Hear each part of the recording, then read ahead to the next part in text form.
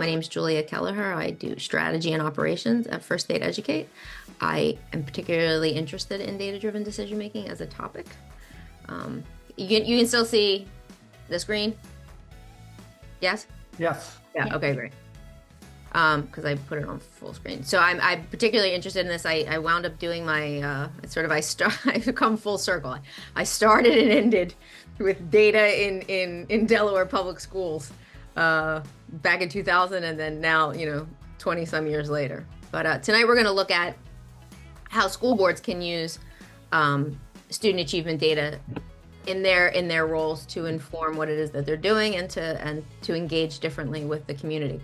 So the purpose of tonight is really to build knowledge and capacity, right? So we're here. The goal of tonight is to be present, to gain something, or to have a conversation that leaves you wiser, more prepared, better able to do the work that you, I think, very heroically have chosen to do. That it's not a compensated position. It takes a lot of time. It's a lot of pressure.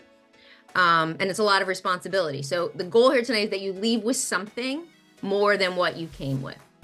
So there's two parts. We're going to give you content, some definitions of what is data literacy, some illustrations of what the data looks like and how to interpret it. And we're going to explore comparisons. So that's the content. If you leave with understanding what data is, or the terms, or how to look at them, or how to compare two different sets of data, that's one goal. But also a secondary goal and an equal goal is to facilitate the conversation among individuals who are in seats where they bear this responsibility and they need to engage in this practice. So it's a two-part. We'll bring some, and everyone who attends makes an equally important contribution. So before this presentation, I'd just like to launch the poll so that at the end, if we can see how well we did. If you could just rate your comfort level on two factors: interpreting district level assessment data and then using it to inform what you do as a board member.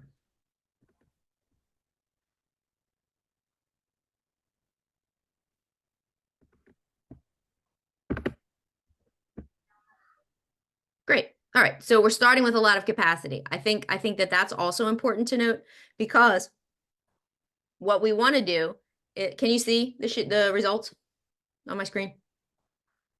I can make it a little bit bigger. Thumbs up, you can see? Yes, thank you. So, we've got a lot of people who have experience with this, and that makes a lot of sense because we've been doing it for a long time. And as I said when I began, I've been doing this since the early 2000s. So I think no matter how long we've been doing it, there's always something more that we can learn, and there's something that changes in the assessment world that requires us to pivot and adjust and learn more. Bruna or Yvonne, quick housekeeping. Who's tracking the chat so that someone can flag for me when there's a question to be answered? I can do that. Perfect, thank you. All right, great. So an overview of tonight. So what's data and why it matters? And again, like we said, data literacy, some key terms that are important to know. And sometimes, this conversation becomes complicated, needlessly complicated, because they're throwing around big words. And what we want to do is make sure that everyone feels empowered to have the conversation. We're going to look at accessing. How do you access this information? How do you compare results by district, by grade, by subgroup? How can you use the data to allocate funds, evaluate programs? And what are some guiding questions? So I'll stop there, and either in the chat or if you could unmute and share which of these elements of the presentation are most useful to you.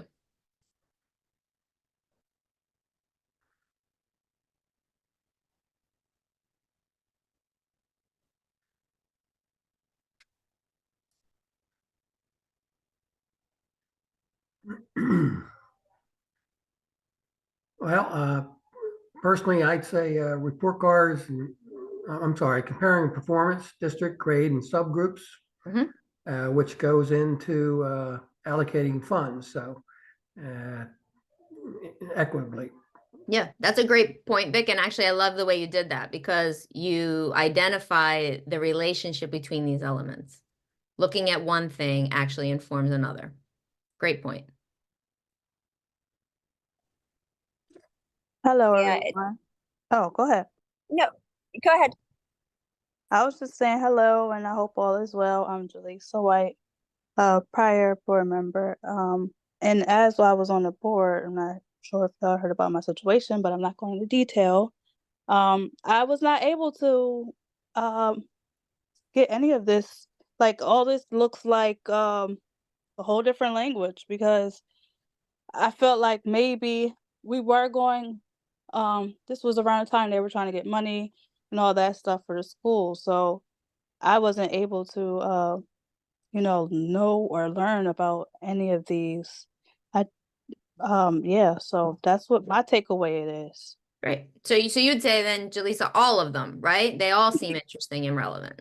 They do. And I was thinking about that. I'm like, okay, how do we, correlate this bridge that needs to be gap between the Mhm. teachers and the board. Right? Great. Thank you. I think Allison, you were gonna Yeah, say I something? think for me, understanding the link between curriculum and programming and student achievement, and understanding when to make a change and when to remain patient with something. Mm-hmm. That's a great point because it is not immediate, right? This is something that's a little bit of a long game. I think that's a Yep. great point. Yes. Timing. Anyone else want to offer a point before I move on? I had a question. So, how does this, what does this, what does the school board members have to do with this information? Like, what is their capacity of, Mhm. wanting to know about the report cards and such? How does that Yeah. help? So, Jaleesa, I don't know if you're comfortable, but I'd be happy to see by the end of the presentation if I was able to answer that. Sounds good. Okay. All right, great. All right, so what's student data? So it's quantitative information that looks at student performance, right? And it's a point in time analysis. We were on a call earlier, and I think it was Monica from Christina, who happened to be on the community one. She's a photographer, and I thought this was a great illustration that she offered of how data, how to understand any of this assessment data when we get in a given year. Have you ever, I don't know, maybe you can use the reaction so I can see, but have you ever had someone take a picture of you or tried to take a picture of you when you're at an event and inevitably someone's looking in the wrong direction or their eyes are closed or they have sort of a funny expression on their face that wasn't really the one you were going for the picture, for posterity? Folks are familiar with that, right? Yep. Okay.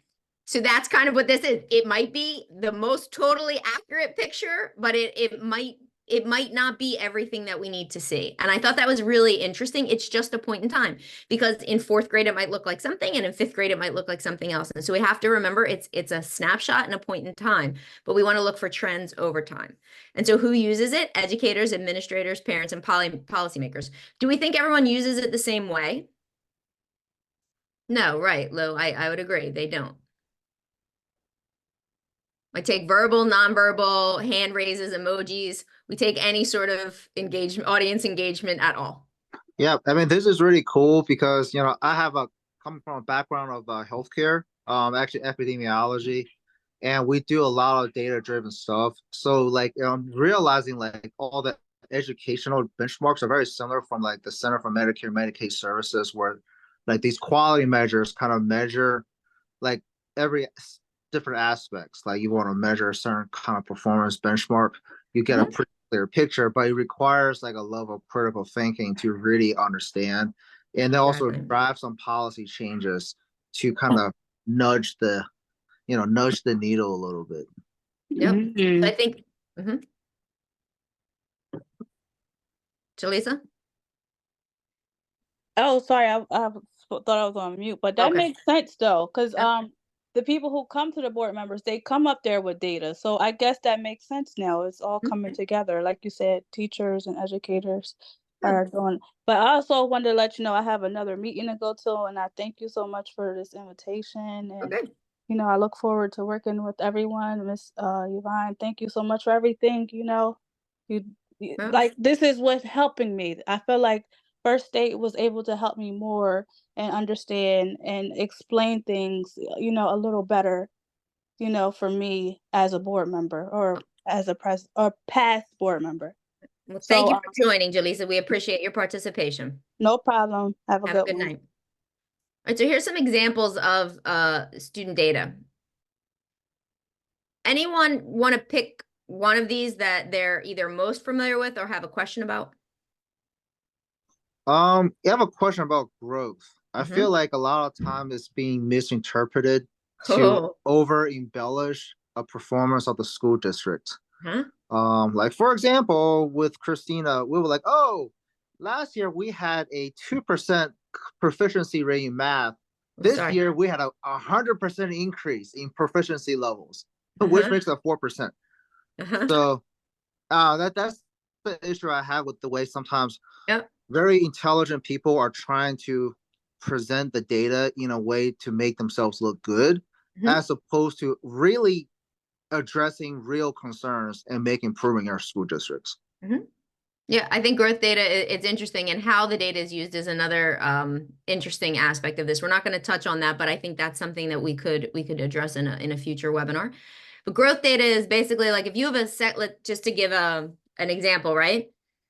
And at one point we were using computer adaptive testing that it's on an incremental scale. So if you say it's 100, there's 100 points in the scale, and all second graders, the average of second graders is supposed to be at 50 points. Okay. But Julia scores at 40 in the beginning of the year. So I'm not at the 50. I'm a second grader and I'm not hitting the mark on that vertical scale for second graders. I'm at 38. But by the end of the year, I'm at 48. Now, I'm not at the 50, that's the mark, but I grew. That's growth data. And it's different from standardized assessment data or these criterion reference data, which are the state tests that are based on you have to meet a certain number. Graduation rates we're familiar with, right? I think, Terry, there was an interesting conversation on the last call about what's a graduation rate. And again, I think it was Monica who was sharing, what's the state's definition? Every state has its own definition. But these are examples of different kinds of data. Well, if I could interrupt a second. Sure. There are a few things missing there. One, the college readiness, preparedness, and they took that off the state report cards. I thought that was pretty informative when they had that on there. And other data that I think is very important, which determines what happens on the other categories you have there, is attendance, behavior. Yep, you're right. And I will get to those on the report card when I show them, but thank you for bringing them up. Okay. So some key terms related to assessment, you have formative assessment and summative. Formative happens throughout the year, summative is at the end. Formative is, are you learning as you're going? Summative, did you learn it by the end? Norm reference, and you see that bell curve there. Anybody want to hazard a guess at what norm reference is doing?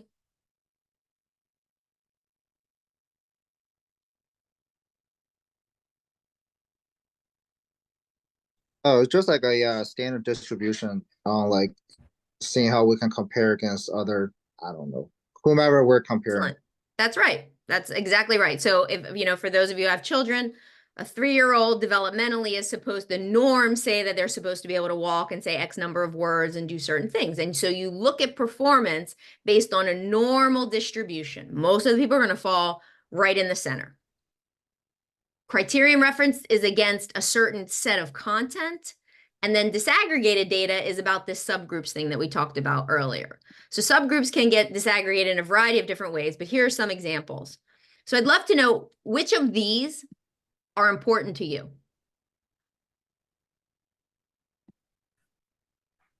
Most important, they're probably all important, but pick one and then to say why it would be important to look at the data through any one of these lenses.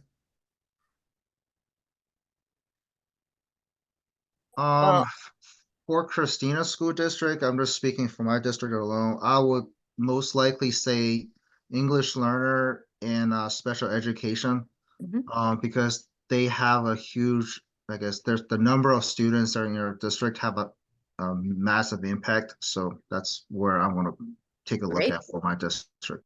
Yep. Thank you, Lou. If you're looking at it from like a program evaluation, each of the districts got all that opportunity funding. Mm-hmm. So it would be important to look at your English language learners and students that fall in the low SES category, to kind of evaluate if the funding that you're getting, that opportunity funding, is being effective in where it's spent. I love that, Allison, and I think we need much more of that. And so if I could just echo that ad nauseum, I would, because I think looking at, did the investment produce the impact or have some demonstrable change in what we were observing before the expense was incurred is critically important. My main focus would be the socioeconomic status, the haves and have-nots, and that's what I ran my campaign on, Mm-hmm. giving a voice to those without a voice, and I think that's very important. Low income need more resources than others.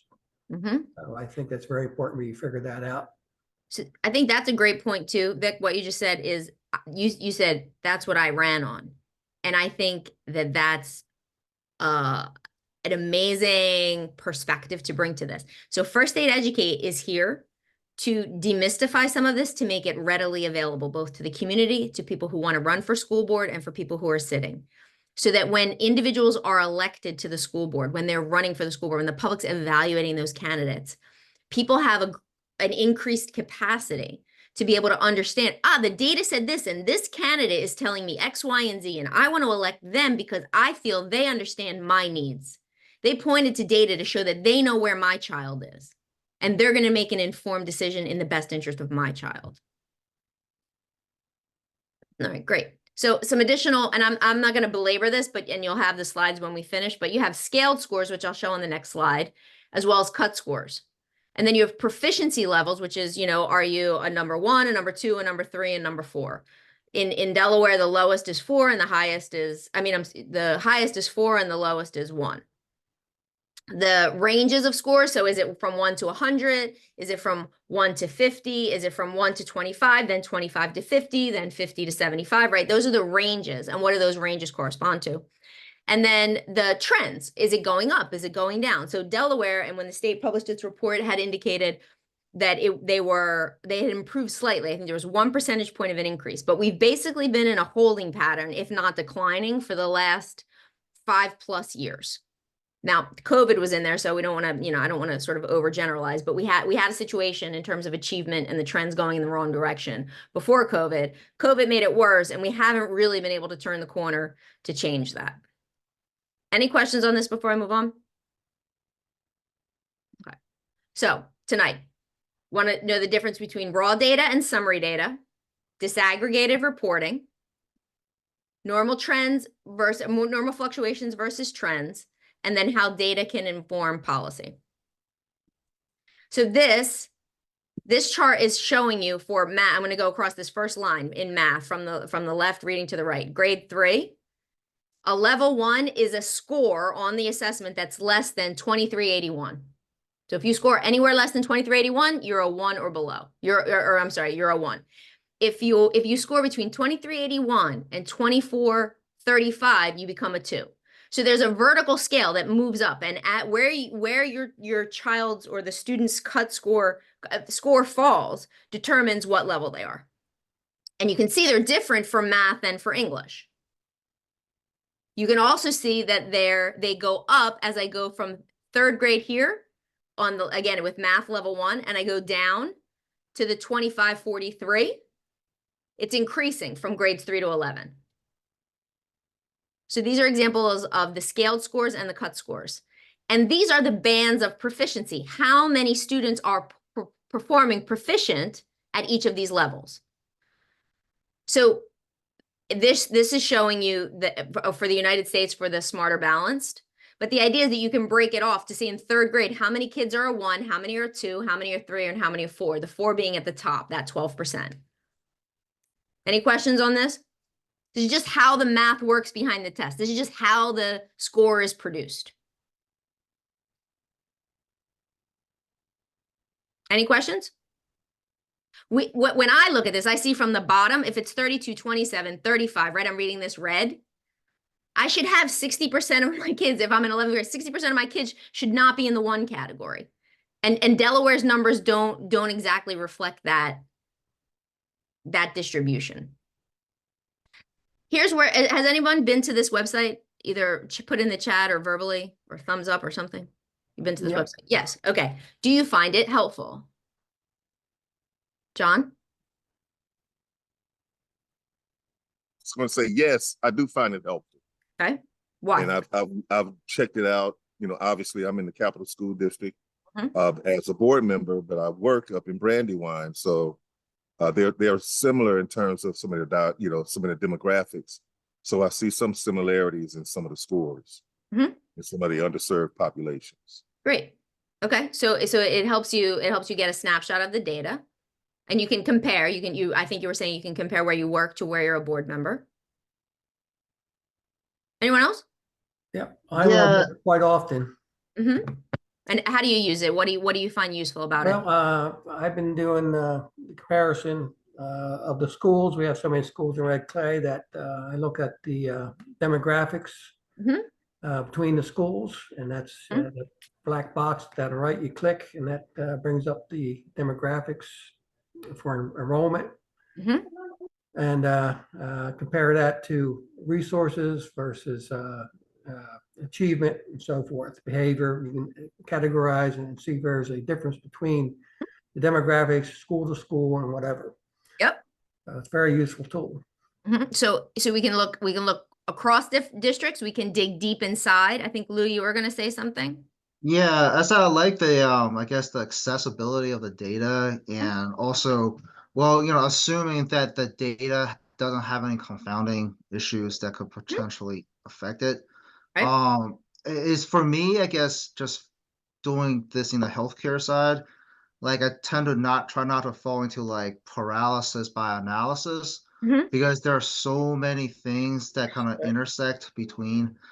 So really it relies on like a close working relationship and actual trust between the district and the board to really get a good understanding between like Mhm.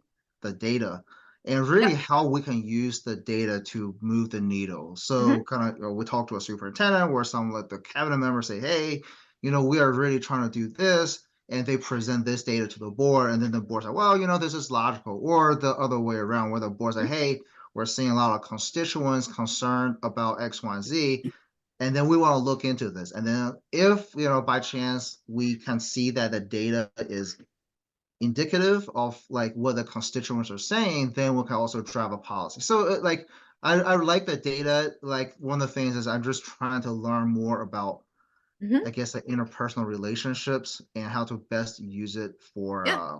making Makes sense. changes. Well, we'll have a couple activities in the next slides, but if you could write down, sorry, just if you have a piece of paper and you can write down these numbers. ELA is 70.76, and math is 30.91.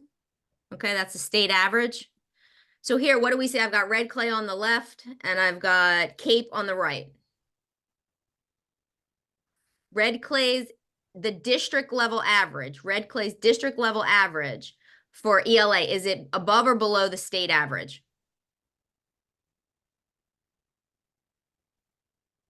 Above. It should be Above. above. Is it this Above. year?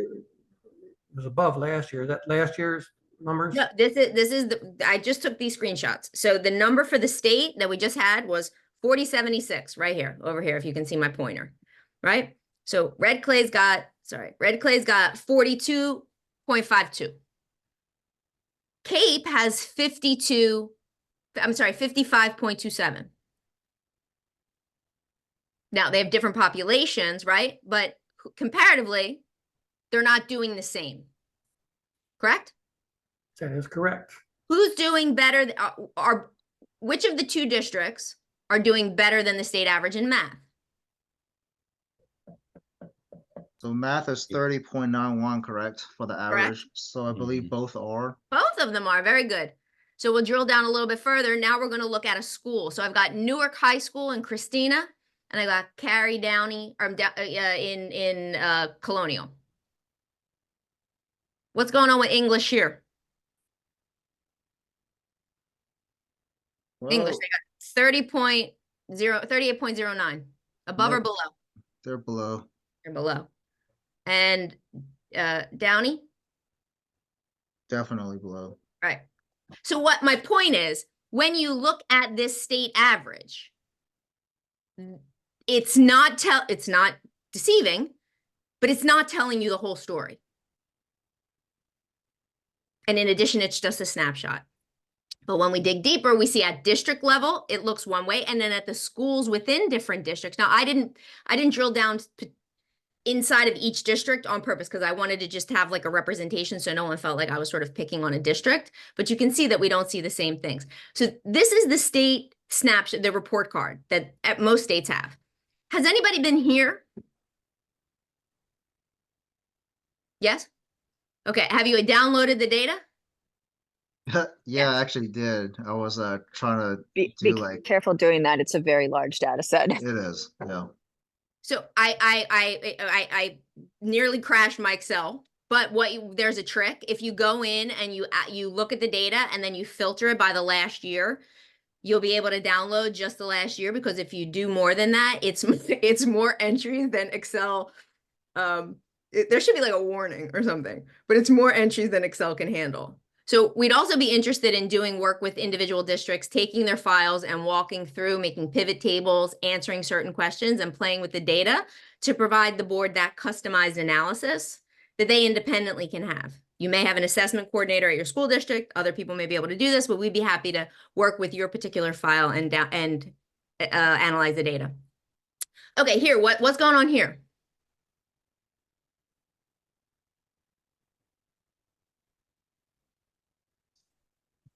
Any comment on the charts that you see? I need descriptive statement. Well, it seems like the economically wealthier school districts seem to be doing better on average. Okay. So we can look at it by socioeconomics. What else?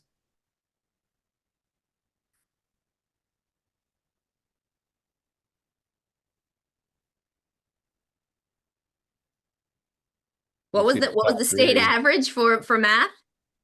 I mean, sorry, for ELA. What was the state average for ELA? 40.76. How many are below 40?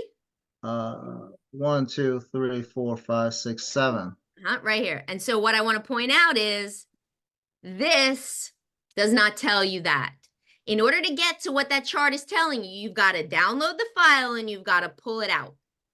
So I'm not saying that the state doesn't give the information. The state does give the information. What we want to do is build the capacity to manage the file for you to be able to find whatever it is you want to be able to find. It's impossible for them to provide everything, but I did want to illustrate that point. How are we doing for math? Same question. This number was 30.91. How many districts below 30?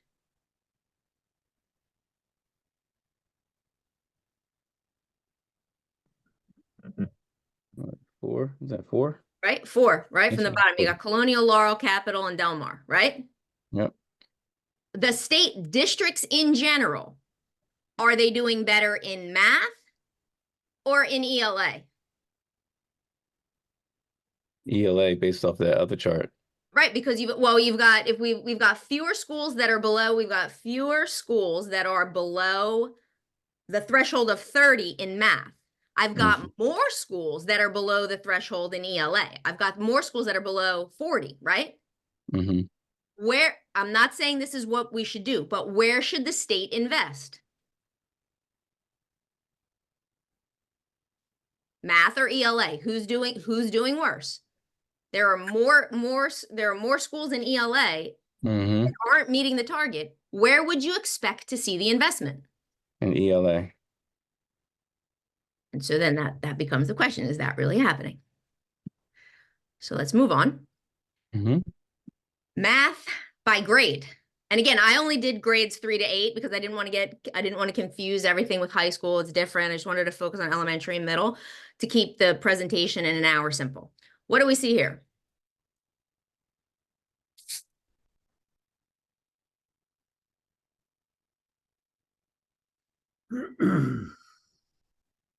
Decrease in performance as you go up in grade. I start, especially here in math, right? I start out with third grade at the top. My eighth grade is going to the bottom. Okay. Which grade, let's see, does third grade do well overall? Yes. They're in the top two on both, right? Mhm. All right. How about eighth grade? Eighth grade is at the bottom. The bottom two, right? The So bottom two. where would you expect to see an investment? In eighth grade. In eighth Middle grade. schools. And then you can start to ask questions, sort of what's happening? What's the sequence of the instruction? Is there an appropriate transition, right? How can we build an on-ramp or an off-ramp, right? At the end of every grade. What about here? Now this mid-level range for that is a 41.58. The reason it's not your 40.76 is because I only took a subset. That state snapshot was for all of them, right? So I only took grades 3 to 8. So that's why my number is different. But who seems to be not faring so well or served well by the system here? So according to that data, African American populations and Hispanic and Latino, and even according to this Native American populations are faring below the average. Very good. In both ELA and in math. Correct. I think that accurate statement. The one caveat I would say for the Native American is when you have a percentage, the total number, the N in your count, if I have one kid, you know what I mean? And that one kid does, you know, it's 100%, right? So I don't think there's an abundant population here. So we've just got to be careful with the N size on that one. Mm-hmm. Okay. All right, great. So here's how district leadership can use the data to prioritize areas for improvement. That's what we just asked those questions. Where should they invest? In developing data-informed policies. When the board or the district wants to do something, is there a policy that says, show me the data, show me the analysis you did to come to this recommendation for an investment? Engaging stakeholders, so talking to teachers, looking at this and saying, what's happening for a third and a fourth grade teacher? What's happening? What programs are we buying? What are parents hearing?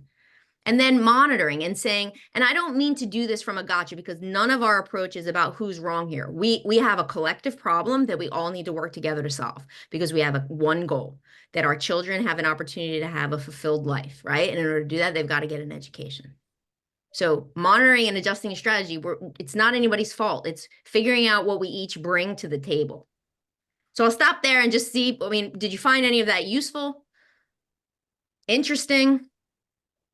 Yes. Yes, very, very interesting. I haven't saw that open data stuff in a long time. So yeah. that's good to see. So thank you. That speaks to how much free time I have and what I do with it.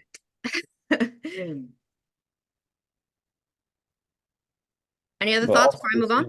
I was also just reminding us, that it's there, and that we can pull from that and drill down on it and use that to inform ourselves to then go and use that further. Yep. And Kenya, I think that's a great statement. I mean, I can tell that you feel comfortable doing that. And we also want to say for anybody who watches this later is that, we're here for those who haven't done that. We've all got to learn, right? And so as soon as you do one file, you do a small file, and then you know how to do one analysis, and you just repeat it with the other grades. So I think we want to build the capacity overall with the understanding that I can learn something new. There's probably analysis that you do that you could show me that you do. And I would say, oh, that's really interesting. I want to add that into mine.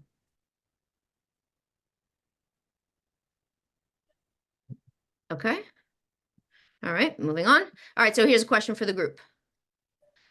Trends in math proficiency. The district has proposed allocating additional funds this year to early reading. So what data should you look at? What data should you compare? What kind of trends should you be looking for? And how could the board track impact? Well, obviously the ELA data will be the starting point. They're also for board, we also want to, depending on what the model is and how critical things are, we want to allocate it by school to make it equitable, especially some of the schools who are like on the verge of put on the special list of DOE. We want to kind of put some emphasis on it, depending on what the current climate is. Yep. I guess the board will also kind of, and this is one of the things that we're trying to figure out in Christina is how we can maximize the dollars that we put in, not just like, we're going to spend oodles of dollars for a 1% increase, but we want to kind of hit the low hanging fruit that's going to cost the least amount because there are opportunities for improvement everywhere. So some of that's kind of like what we'll be thinking about discussing about. And then how might the board track it? Well, the tracking the impact, we're going to really rely on the district office to really kind of get some of that data. And then also we're going to get both qualitative and quantitative data.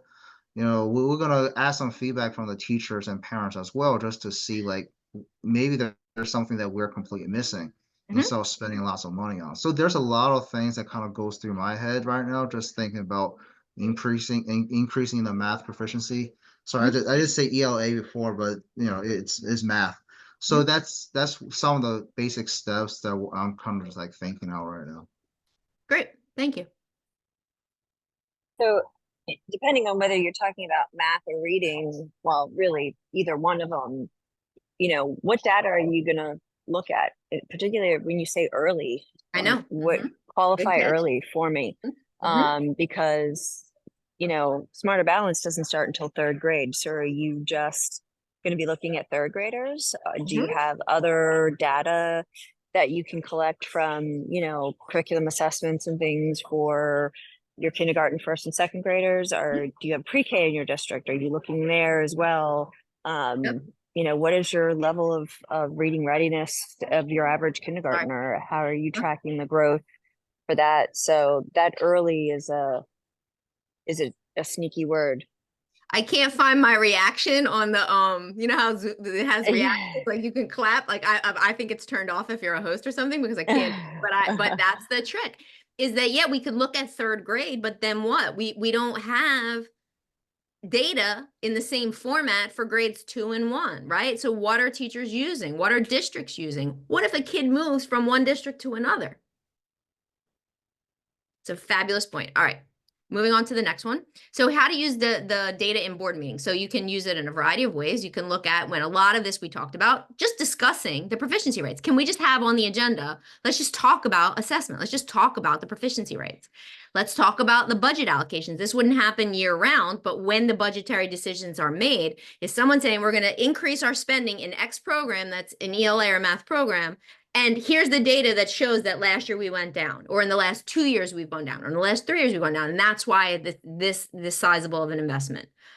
If a district has a strategic plan, can we look at the strategic plan and the previous 2 years of data to align the outcomes of the students with the goal stated for the district? When we evaluate programs, when we plan for facility upgrades, and when we want to incentivize teacher recruitment and retention. Anybody want to add anything on this? They all make sense as ways that you could possibly use data? Yes. And again, we're happy to come. I'm sorry. So I mean, it really does. I think this information is amazing. And what I'm trying to do is figure out how I can use it. One of the things that I'm very interested in is how effective the district is using our resources that they've invested in curriculum materials, like high quality instructional materials, and instruction.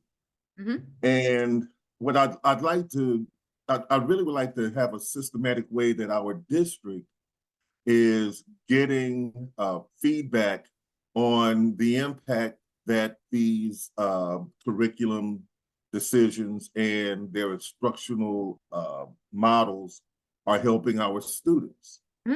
And I mean, I feel like we have all this information available, but I want to know how to make good common sense of it so that we as a board can, get a good sense of, hey, so let's just keep supporting you in this, or when do they decide that they want to take another approach? And I believe that our constituents need to know that information too, and they're interested and they want to be a part of that conversation. And so as a board member, I'd like to bring, be a person that helps make that a part of our regular conversation so that, our constituents can see that we are looking at data. We're concerned about our students. I'll be straight up at Capitol. Here we are at the, at the bottom of, we're like, I guess, number 2 in math, number 3 from the bottom in ELA. And I believe that because of that, if we have a high yield strategies and good quality curriculum materials, we should see a change. We shouldn't stay in the same spot. If not, then to me, the things that we're doing are not making a difference. Yep. And so if everybody is moving at the same pace, then we're just kind of moving along. It's like driftwood. If everybody moves up, we move up. If everybody moves down, we move down. And that doesn't speak to how our interventions are working. Right. A great point. I agree. And we would echo that. I mean, I would say add that First Aid Educate is here for all of that to be supportive. So if you want to do a session with just your board, or you want to invite other board members, or we want to customize this in some way, we're here for it. Lou? Yeah. So one of the things that I try to echo what John was saying, because it's very difficult to make the data make sense to the parents. Because a lot of times, I mean, we work a lot of the time, like, I come from the executive branch of the health department. A lot of the time the reports are formed to please the powers to be, as opposed to really paint the picture that we try to make good decision making, which really puts it in a detriment, because then the parents will be like, well, there's nothing wrong with the school district. Well, like, there's a lot of area for improvement in the school district. And if the parents are able to, like, have the ability to understand and comprehend the data within 15 seconds, we can definitely drive a much, we can definitely drive, I guess, our education administration into, like, the need and the urgency to do better. Yep. I think that's an excellent point, and similar to what Marty was saying, I'll offer to you. We're happy if you want to get a group of parents together that are your constituents and you want to look at a certain set of data, and I'll do it live for you. We'll pull down the file and the parent will ask a question and we'll walk through and we'll give these illustrations until we build the capacity. All right, second question to evaluate programming. The board's reviewing an effectiveness of an after-school tutoring program to improve literacy. So what data, now here I have a new question. What data should they look at?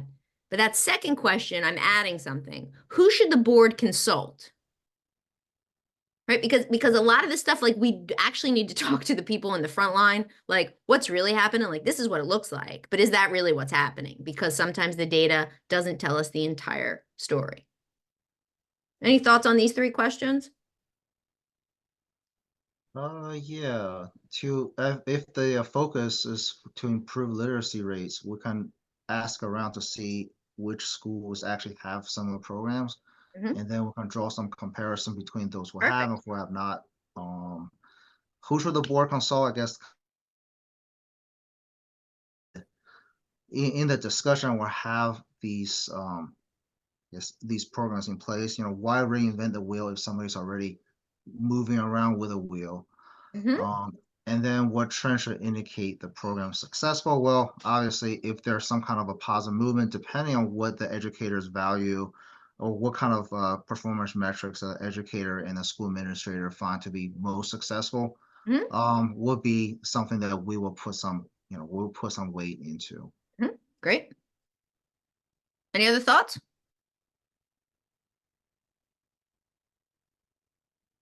Okay, I think you covered it, Lou. I think you did good. All right, so now I'm gonna skip that. I have a third one, but I'm gonna skip it. So conceptualizing the improvement strategies. So what I want as a takeaway, right? We gotta look, and I hope that I've delivered this. We gotta look beyond the surface level. It is not the number at the top. That's not telling you everything you need. 2, we've got to confirm that the resources are allocated to where they're needed, and that their goals for the interventions, which I think, Lou, that kind of encapsulates what your last comment was, and that the strategies are aligned, the district strategies are aligned with student need as shown by the data. So I'm going to skip the next one, but another these are guiding questions. So again, I'm just sort of going over the same thing, but you can, when you have these, you can refer to them later. What are the root causes? How are programs and resources aligned? What metrics should we be using? And how's data being used to inform teacher professional development? So these are questions that if you took those to a board meeting, you could probably ask for various items that come up, various topics that come up. Four very simple ones. You don't even have to ask all four of them. But I think even using one and using one consistently, or convincing other board members to just have one go-to question about how data informing what we're doing could change the way that the district is operating. Yep, Yvonne? Yeah, I just want to add that if when you're having these discussions as a school board, this is really informative information for the public to hear how you're using data to control your, to make your informed decisions. And I think that goes a long way for the public, especially families, to know that they have to take this test, right? The kids have to take it, and that at least the results are driving something. So I think it's important to note that this is an important thing for the public to hear. Yep. I think that's a great point. Okay, so real quickly, we're going to do an activity. So it's on data analysis, right? And this is data you've seen before. Okay, we already looked at this. It's proficiency levels, again, for ELA. Grades 3 to 8. I can pull it back up, but here's the activity part. What factors might be contributing to differences in these proficiency rates? And I listed a few here. So is it curriculum? Is it the teaching resources? Is it technology? Is it teachers? Is it student engagement? Is it school climate? Is it family support? Is it access to resources? Or is it after school programming and enrichment programming?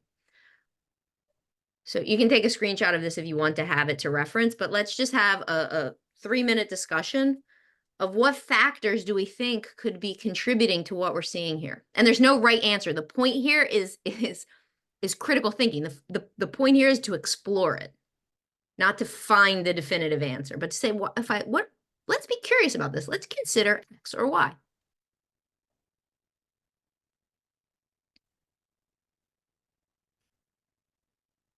Could you How go back often- to that previous? Sorry? Also, could you go back to the previous screen? I didn't get a chance to screen grab it. Sure.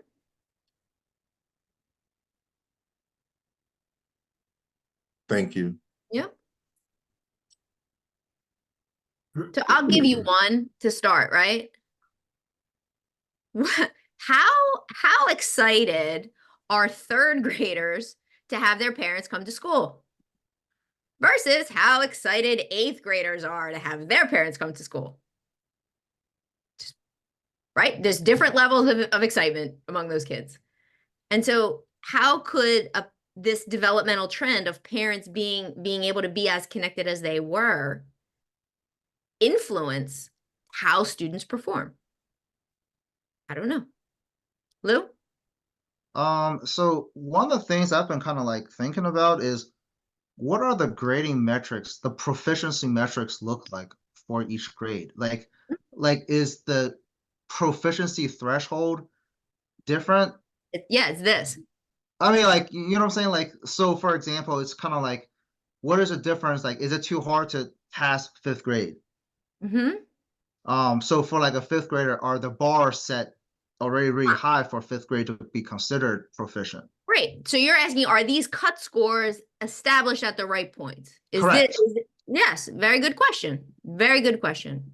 All the assessment people will feel extremely comfortable once you've articulated that to the group. They will they will squirm. I say Any a other major thoughts? factor nowadays is when you get to middle school, you got the cell phone factor. Yep. And the technology part of it, and it's quite evident in Red Clay, I think. If you look at HB Middle School, it's one of the higher performer middle schools. They have a no cell phone policy versus an AI middle, which does not. And there's quite a spread between those two schools. Again, charter, no Wilmington Charter in high school, no cell phones versus AI High or McCain, which do allow cell phones, and you see a big difference, big spread. Yep. Excellent. I know what I love about that question or your comment or your inquiry, Vic, is that bringing a common sense consideration is very, very valuable in understanding. There's understanding the data in the Excel file, but there's this human experience that we all bring, that we're all capable of offering something for the analysis of the data. Mhm. I think, just looking at your list, any and all of them are factors in all of it. But coming from the former math teacher perspective, understanding how math works and how math builds on itself, and the difference between elementary school math, which is very concrete, moving into middle school math, which becomes more abstract math. National trends, you see a dip moving into middle school because that's when you start those abstract concepts.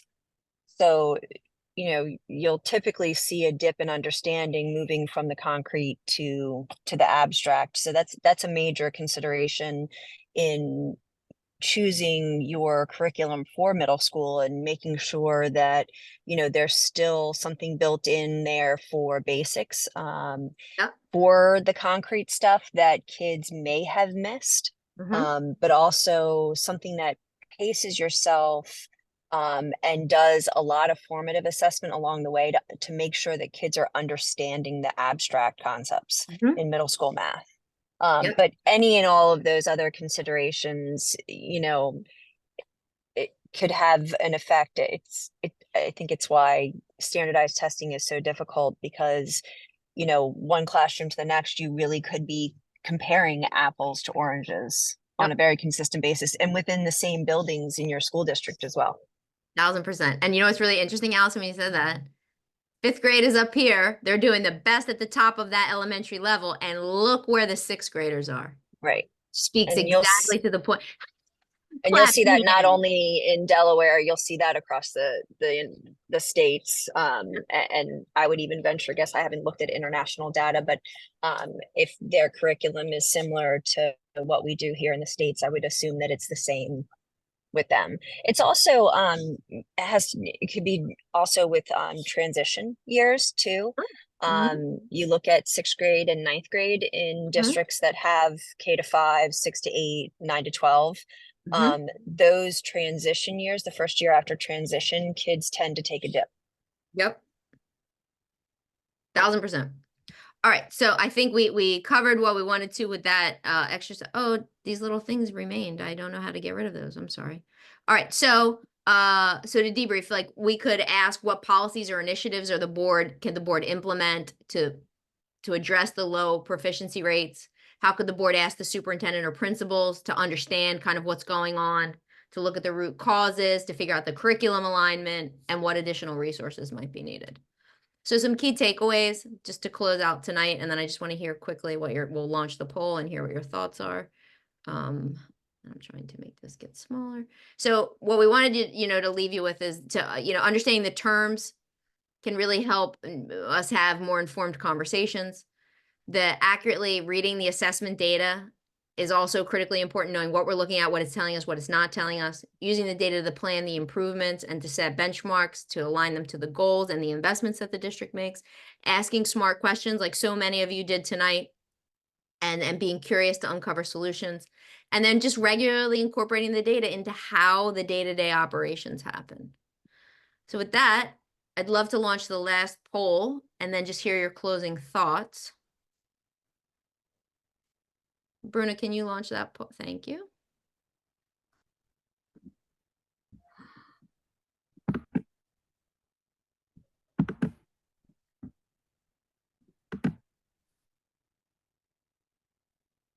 Great.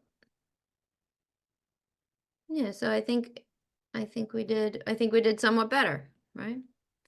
So can you see them? Yeah. So there was a little bit of, there was something, and I think that's really our hope, that there was something that you left here with tonight. So I'll stop sharing now, and I would love to just hear your thoughts, your feedback. Was this useful? Would you like to see another one? Ideas for how to work together? So first of all, it was very informative. Thank you all for this. I really enjoy getting a chance to hear from, from my contemporaries and hear from you all who have been chin deep in this research. I've selected that I'm somewhat comfortable this time because I think the more that I learn, the more that I realize that I need to know. Mm-hmm. And so that's my own self-evaluation.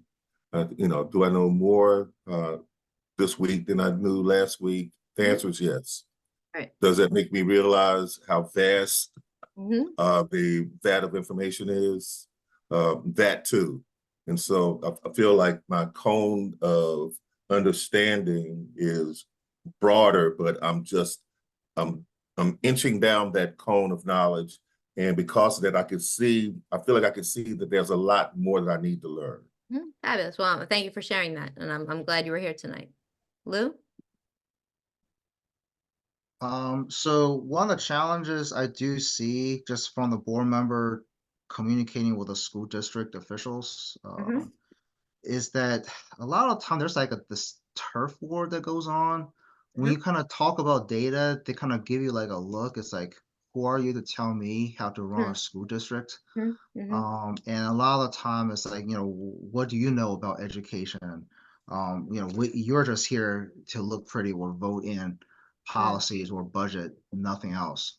So that's one of the challenges I'm seeing from like some of the educators, where it's like, well, I get it, but I'm also kind of have a fiduciary obligation to Sure. really oversee some of these things. So communication between us will be pretty critical. Yeah. And do you think that if we all did a workshop together, that could be helpful?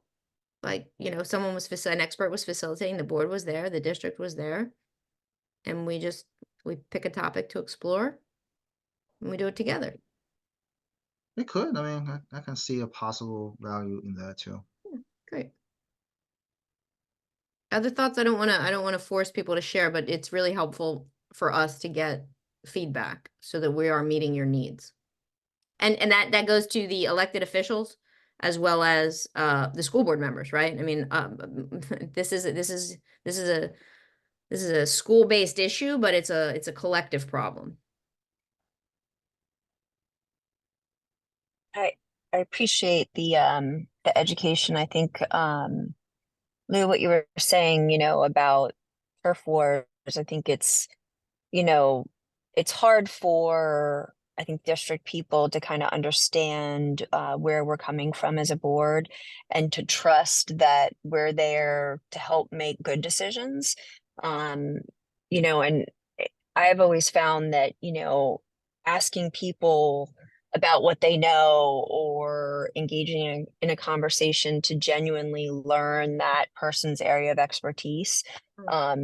These are highly educated people we have working in our school district. They're great people. I don't know that I've ever met somebody in education that wasn't truly working for the best interest of kids. We all kind of go about it some different ways, but I think that working with the people in your district and kind of picking their brains, getting their expertise on things, you'll find that people in education, they really love talking about what they do. I know if I get on a roll, there's, I could talk forever. My husband always says, don't ask me about education. But just starting those conversations, like just out of a position of curiosity, just pure curiosity, like help me learn. I think that goes a really long way, and just having these types of trainings and understanding what, like what John said, understanding what you know and then understanding what you don't know and what you need to know more of. So thank you. Thanks, Allison. Yeah, and it's a process and we're here for it. We're here with you. We applaud and commend your service. We again, as I said in the beginning, you're under incredible pressure. You have enormous responsibility. And it's right for you to have help and support. Not that we decide what you need, but that you say, this is what I need. And then someone comes and says, yes, here you go. We will help you solve that problem. So with that, if anyone else wants to share anything, I'm happy to listen, but I will give you back your evening. I appreciate that you spent this time with us. Thank you very much.